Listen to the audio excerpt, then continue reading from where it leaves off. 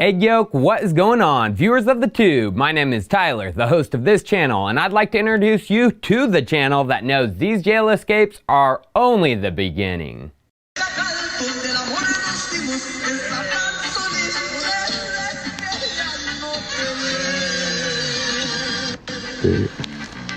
Man, this was dipped out,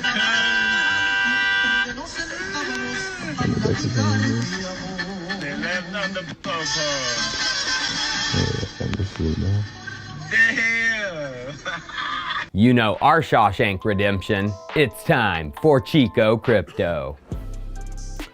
Well, I think it's time to dig down into the rabbit hole, as many viewers have been asking for it, and things have been playing out exactly as I predicted. What did I predict? The coming digital dollar. Last week on March 20th, I made this video. Cash stimulus to Americans. How? By checks? No, it's crypto. Well, things really started to get interesting. During the night on March 23rd, news started to be released that the stimulus bills for economic relief here in America contain language about creating a digital dollar. Coinbase brought the news. House stimulus bills envision digital dollar to ease coronavirus recession. And according to the article, under the draft bills shared last week, dubbed the Take Responsibility for Workers and Families Act and the Financial Protections and Assistance for America's Consumers, States, Businesses, and Vulnerable Populations Act, the Federal Reserve, the nation's central bank, could use a digital dollar and digital wallets to send payments to qualified individuals,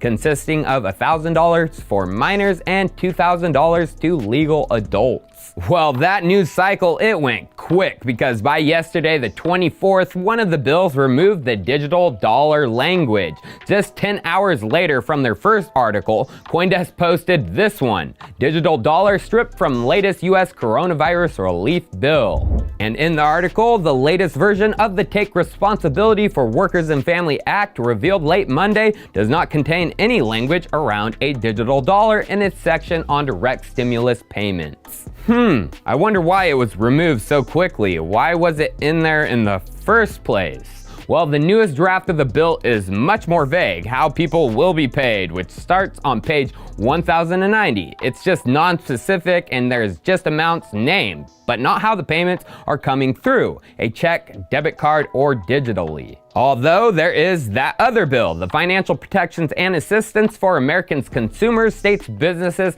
and Vulnerable Populations Act. Here is that bill, and as we can see, it will require member banks to maintain pass-through digital dollar wallets for certain persons and for other purposes. And if we search by the term digital, it is found 35 times throughout this bill. Now, this one isn't proposing creating a digital crypto dollar, but a digitized version of the existing dollar. According to the draft, the digital dollar will be dollar balances consisting of digital ledger entries recorded as liabilities in the accounts of any Federal Reserve bank. So it would be on a digital ledger, as the bill says, consisting of digital ledger entries, which means they would be using a blockchain, most likely a private consortium chain, fully controlled by the Fed and its member organizations. But here's what is interesting. Going back to that Coindesk article about the first bill being stripped of its digital dollar language, they mention this bill at the end and say it still mentions the digital dollar, although that language is expected to be removed from that bill as well, according to a source familiar with the matter. So once again, why was it introduced to only be stripped in the blink of an eye? We can't just blink and let the fact that they were planning on doing it slip right by, as I'm sure that is exactly why they did it. The elite accidentally revealed their ultimate plans, and things are going to get hairy. Let me try to explain why. So the FDIC, the Federal Deposit Insurance Corporation, they are the agency that ensures your deposits in the bank will actually be there. And this FDIC isn't the Fed. It's a completely independent agency. The FDIC is the primary federal regulator of banks that are not chartered by the states and that do not join the Federal Reserve System, aka they regulate the private banks. And you know what they were created in response to? Bank failures and the bank runs during the Great Depression, as there was a desperate scramble for cash, a liquidity crunch, and a failing stock market. Sound similar to what is going on right about now?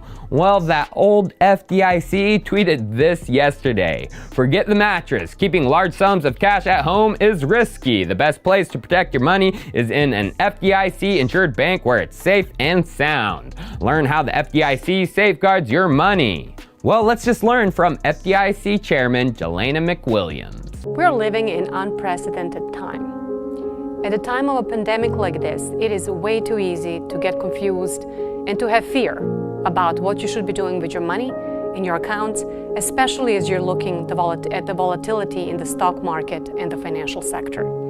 This is what I would like you to take away from this. Your money is safe at the banks. The last thing you should be doing is pulling your money out of the banks now, thinking that it's going to be safer someplace else. You don't want to be walking around with large wads of cash, and you certainly don't want to be hoarding cash in your mattress. It didn't pan out well for so many people.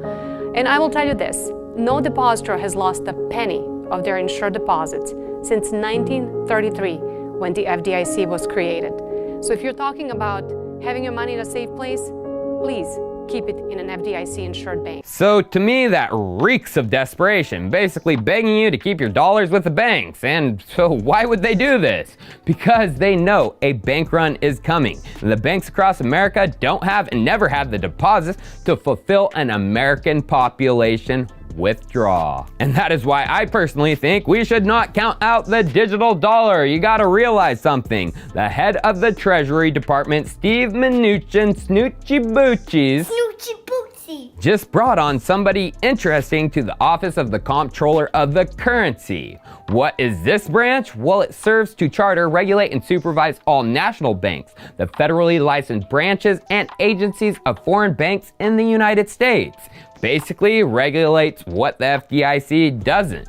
So, back in 2017, when Steve Mnuchin was brought in as the Treasury Secretary, he was bringing in some friends with him who worked at One West Bank. Yeah, that bank, formerly Indy Mac, who Steve bought after the financial crisis. He changed its name and then was accused of highly unethical foreclosures, including on elderly and widows. So who did he bring on? According to this CNBC article, back when he was nominated, people familiar with the discussions, the Trump administration is considering 2 of his deputies to head key regulatory agencies. Former One West General Counsel Brian Brooks for the Consumer Financial Protection Bureau, and former One West Chief Executive Joseph Otting for the Office of the Comptroller of the Currency. Joseph Otting, he made it. He was sworn in shortly after, and he is currently the most powerful person in the banking industry as the Comptroller of the Currency. But Brian Brooks, yeah, we remember him. We talked about him a few days ago. He didn't get the position for the Consumer Financial Protection Bureau. So what did Brian go do? He went to Coinbase, became their chief legal officer, and created the roadmap for the USDC, Coinbase's digital dollar. So when I made that video last week about Brian leaving Coinbase and joining the Office of the Comptroller as their chief operating officer, I didn't realize Brian was best friends with Steve and Joseph at One West. These guys have worked together really freaking closely, going back to that group One West photo. There is Brian and there is Joseph. So what is going on? Why was Brian suddenly brought on after a short stint at Coinbase after creating a stablecoin? What was he even doing there? Well, here's where things start to get wonky and not make full sense, but I will try to wrap it up towards the end. Here are Steve Mnuchin's words in December on a Fed coin, like a digital dollar. Let's listen in. Okay, but the Chinese have decided to get into this as well. And so the last half of my question was,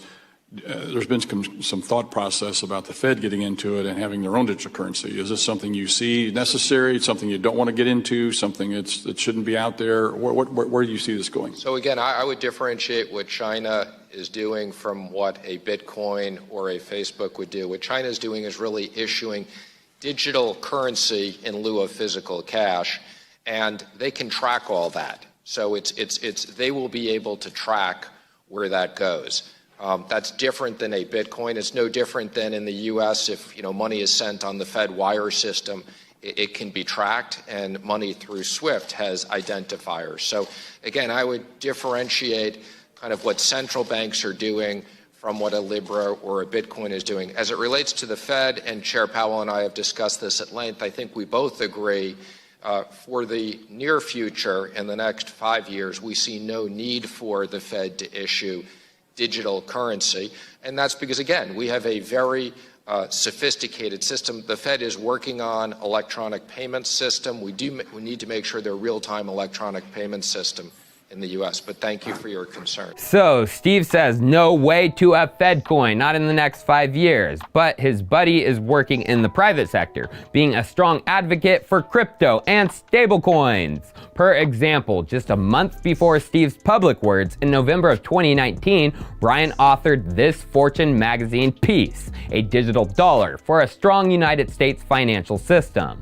Let's just read some of his own words. The time has come for a tokenized version of the dollar, and it's not just for those of us in the cryptocurrency world who think so. In recent months, senior US officials have been exploring the idea of minting greenbacks on the distributed ledger software known as blockchain. The idea appears inevitable. The only question is who should create the digital dollar, the government or the private sector? He then explains top Fed officials in Congress were pushing for it. Chris Giancarlo, former CFTC head, is a strong advocate, and I like what he says here. The timing of these considerations is not coincidental, and it reflects new challenges to America's role as the linchpin of the global financial system. Brian then explains the path forward. The true question facing our policymakers is whether our government needs to create the digital dollar, or whether the private sector can do so effectively. The best path forward is one that harnesses our country's remarkable capacity for innovation and also reflects government's historical practice of setting broad guide rails for private innovation within the financial system. That means letting innovators invent and letting the government regulate. In short, the private sector should build the technology, and the public sector should set monetary policy. Crazy words from a guy that is the second most powerful person now in the banking industry. But let's just get back to Steve, because he has had more recent words about cryptocurrency. In February, during the House hearing on the 2021 budget, just a month before, he brought Brian onto his new position. How does your department, Mr. Secretary, plan to respond to this rapidly evolving technology of cryptocurrency and other digital assets? Well, thank you. And as you've commented, we're very supportive of bringing the Secret Service back home to the Treasury where it started and the efficiencies of having it together. We're spending a lot of time on the issue of cryptocurrencies and digital payment systems. It's a crucial area. And there's a lot of different things that get grouped together into this one area. So let me just be brief. But on pure cryptocurrencies like Bitcoin, and there are others, we want to make sure that these are not used as the equivalent of secret bank accounts. So we are working with FinCEN, and we will be rolling out new regulations to be very clear on greater transparency so that law enforcement can see where the money is going and that this isn't used for money laundering. There is another component of the market which people refer to as stable coins, where we do think technology can be used to reduce payment processing quite considerably, particularly for small dollar payments cross-border. And then there's a third component that people are looking at, which is central bank digital issued currency. That is something that Chair Powell and I do not think the U.S. needs to consider now, but could consider again down the road. Doesn't it seem like Manucci, Snoochie, Boochies? Snoochie Boochies. Might just be warming up to crypto, and he specifically brought up stablecoins like USDC, of which Brian has worked on. So, my friends, if the government gets back into a stimulus funding bill corner, which day by day seems more likely, are they going to rely on private sector technology like USDC and Coinbase to issue the payment? Steve's good buddy Brian says that's the way to go. And let's just replay what he said about stablecoins. There is another component of the market which people refer to as stable coins, where we do think technology can be used to reduce payment processing quite considerably, particularly for small dollar payments. Yep, stablecoins could be used to reduce processing times for smaller dollar payments. And then let's just hear what Steve said recently about getting money to Americans. We're looking at sending checks to Americans immediately. And what we've heard from hardworking Americans, many companies have now shut down, whether it's bars or restaurants.